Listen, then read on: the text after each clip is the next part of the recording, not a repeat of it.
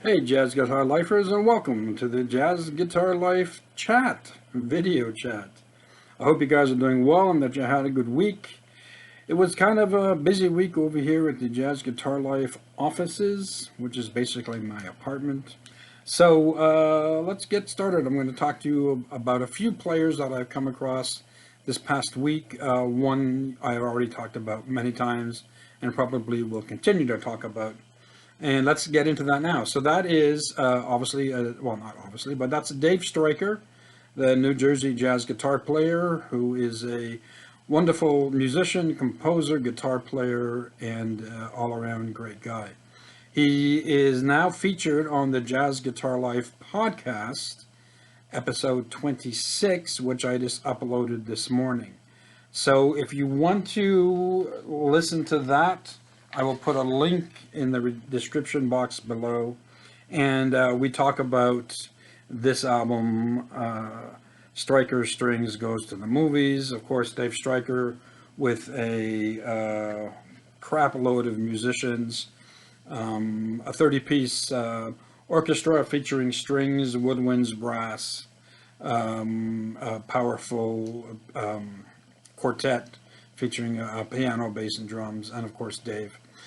And putting it all together is Brent Wallerab, who Dave talks about on the podcast. So please go to the link below, give that a listen. It's a little less time than most of the podcasts I put up. It roughly comes in a little under 35 minutes. So it doesn't take too long to listen to, and I think it's just very enjoyable and it's very entertaining. So that is that. Now, I heard some really cool cats this week, and makes me really happy that there are still people out there, both men and women, who have taken up the mantle of the music of jazz, but in specific jazz guitar. And I'm going to name a couple, and one surprising individual who I will tell you about in a few minutes. So the first guy I want to talk about, Isaiah Sharky.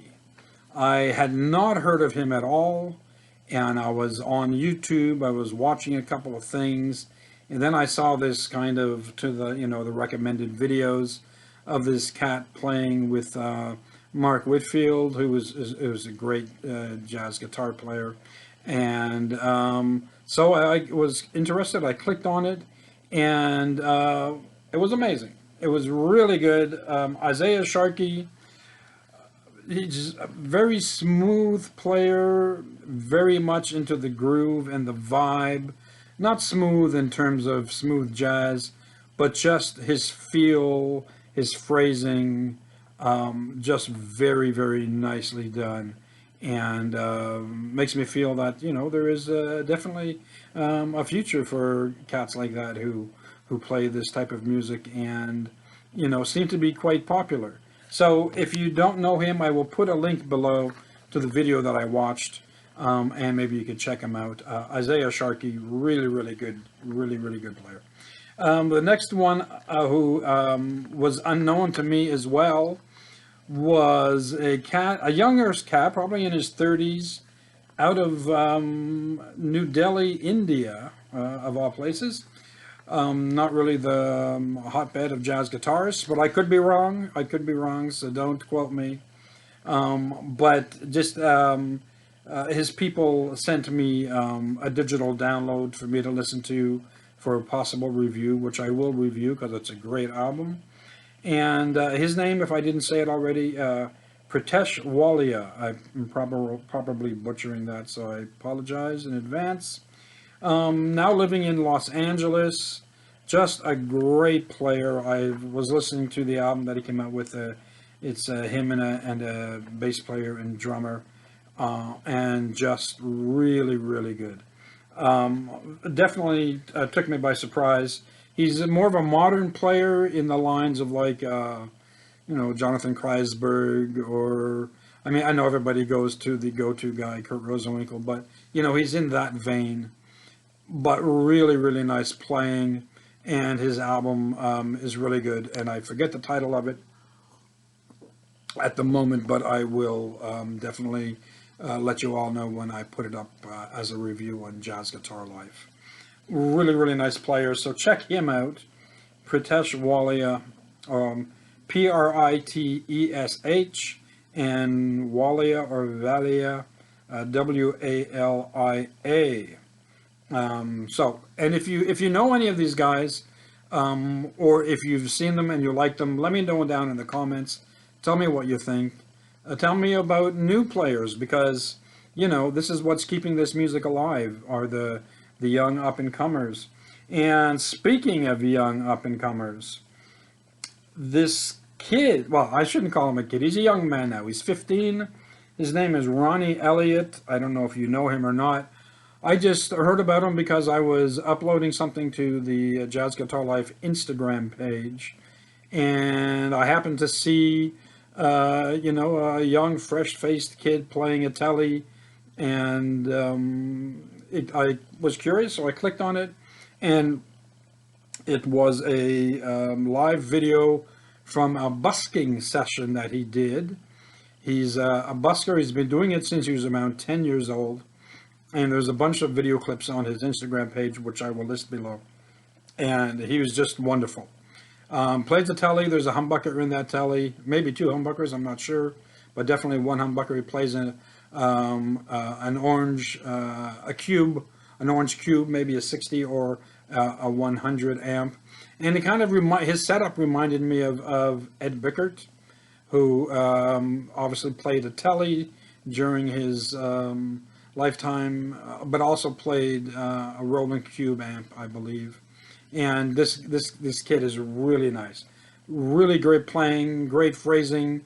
Apparently, he studies with Jonathan Kreisberg, so there's he's got something going on. So I would definitely recommend that you guys check him out. And he was gracious enough to do an interview with Jazz Guitar Life. So I'm just waiting for him to complete the questions, and then as soon as I get them, he said maybe by the end of the weekend, I will then put up the interview for all to see and to read. Really, really cool player. And Jazz Guitar Life, I've got a few of these younger kids, I say kids again, but younger people, up on Jazz Guitar Life in a series called Youngins. Young and then -UNS. And I really love when I see a young person playing jazz, and playing jazz at a level that I could never play when I was their age. I wasn't even thinking of jazz. At 15, I was still steeped into Zeppelin and Ted Nugent of all people, but I love Ted, and bands like that. So I didn't get into jazz until my really early 20s. So when you've got these younger people who are, 13, 12, Julian Lage, first time I saw him playing jazz, he was around 12 years old and played amazing, just like an old soul. I also did an interview with Andreas Verdi, who at the age of 14 was blowing people away. I did an interview with Matt, somebody, I'm sorry, I forget your name, Matt. But anyway, he was a student of Dave Stryker's, and he was in his early teens, and he was just playing great. And so this is the same situation with this young person named Ronnie Elliott. So I will definitely tell you all when I do the interview when it goes up. And definitely check it out and give him whatever support you can, because we need kids like this to carry on the tradition and to carry on the for the sake of jazz and jazz guitar, because jazz is not dead, and it's apparent from all the young people who are playing it. So Mazel Tov, Stephen. Mazel Tov, Ronnie. Okay, now what do I got? A couple more things. Oh, I spoke of Dave Stryker earlier on the podcast. And I wanted to talk about very quickly. So Dave was involved in February 2023. It was Wes Montgomery's centennial. Wes Montgomery, had he lived, would have turned 100. So there was a whole bunch of tributes going out there, a lot of people playing his music, and a lot of institutions putting up Montgomery Avenue and stuff like that, which Jazz Guitar Life had covered.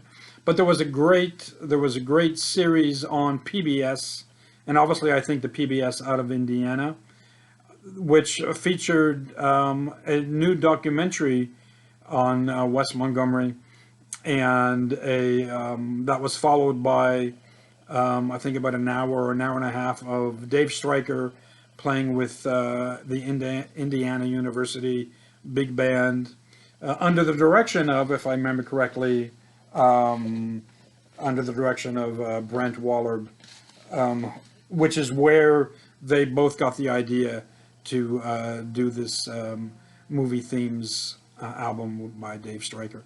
So anyway, I'm going to leave a link to it below because you're still able to watch it on, through the PBS website, and it's just great. I mean, the documentary is wonderful.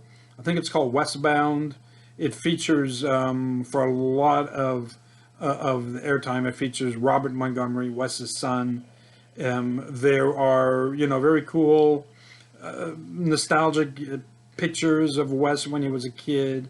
And it's just I think it's like, it comes under an hour. And it's just a great documentary on, who Wes was. Now, we all, through all our readings and studies, hopefully we all know Wes. But there may be a few things that you didn't know that you will find out in this documentary. So check it out, definitely. And of course, check out the Dave Stryker with the big band, because that's killer. I mean, Dave's in all his glory. And, Dave is very humble, and, he'll say, there should have been somebody better playing. But I can't think of anybody, with the exception maybe of Pat Martino, who has passed. I can't think of anybody better to play a tribute to Wes Montgomery than Dave Stryker. So definitely, if you all can check that out for your own entertainment, because it is entertaining and it's fun. So I believe that's it. I got to get the hell out of here. Let me just look at my notes, and yeah, I think that's it. So look, if you want to see anything on this channel, if you want to hear anything on this channel, leave me a comment below. If you want to like and subscribe, that would be great as well. I'd greatly appreciate it. And I mean, because after all, yes, I am the Jazz Guitar Life guy, but I do this for you, and I'm not just trying to get a pat on the back. I honestly do this for you guys. I want the word to get out, and I want everybody who is interested in jazz guitar to know of these people, to know of the lesser known names that are out there. Oh, and speaking of which, that's what I wanted to do. So I've been, I got a new Marantz receiver from the 70s, which I've been really digging lately. And I've been, obviously I've always listening to my albums, but now I'm listening to them with a renewed interest because of my new receiver, or new old receiver. So, and it brings back a lot of memories. And so this album, it's Joshua Breakstone, so the Joshua Breakstone Quartet with Barry Harris, Earl Salz on bass, Leroy Williams on drums. So Joshua Breakstone was one of the first jazz guitar players I'd ever heard of. Through the ads in old Guitar Player magazines. So back when this came out, which was probably, when was this? 1983. So, I was still buying Guitar Player magazine regularly and digging all the stories. I loved all the jazz guys they featured. Back in the day, it was a little bit more balanced between rock and jazz and classical. So it was, I thought it was just a great magazine, and it's sad that it's no longer around, but it is around in digital form online, but that's about it. But anyway, so there was an ad in the back of the magazine, and it was Joshua Breakstone, self-promoting his album. And anyway, so eventually I bought it, And there was a few guitar players back in the day that I listened to when I was getting into jazz, and Steve Kahn was one of them, and Joshua Breakstone was the other one. Great, even before I knew of Joe Pass. Oh, actually, no, that's not true. Sorry, I knew about Joe Pass before this, but just a great cat. I was able to interview Joshua years later, and I think about 2005. So I'll put the link below if you want to check that out. And he's still around. He's still playing. He does a lot of stuff in Japan. They love him in Japan, and more power to him. So there you go. So I'm done. Thank you guys for sticking around. If you stuck around to the end of watching, and please feel free to come back. I try and do one for every Friday, and I may start doing a couple of more during the week, different things, different segments and stuff like that. Because there is, even though jazz guitar is a small community, there's a lot of things happening. So that's it. Take care. I wish you all the best. I wish you all a good week, and hopefully we'll see you next week. Peace.